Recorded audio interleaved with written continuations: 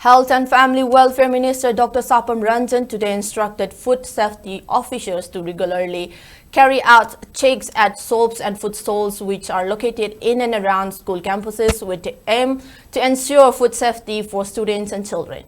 Dr. Sapam Ranjan said this during the observance of Global Iodine Deficiency Disorder Prevention Day, which was jointly organized by National Health Mission Manipur and Directorate of Health Services Manipur at Hotel Imphal today. Speaking in the program, Health Minister Dr. Sapam Ranjan stressed on the importance of consuming iodized salt as it can prevent various iodine deficiency diseases such as goiter and other thyroid diseases.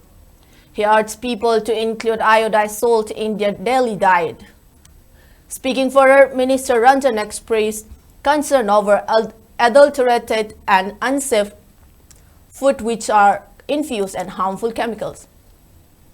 The minister stressed on the need to carry out random check on food stalls, street vendors and shops which are operating in and around school campuses so that children can be prevented from consuming harmful and unsafe food items.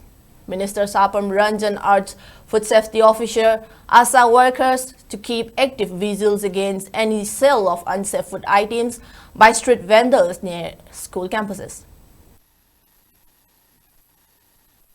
Food safety officials in sincere dukans in the chatlada thum yoliba dukans in wholesale in the check retail to the Thado was sale, Toyo pots in the weather. Our guys not a nutty pot virus.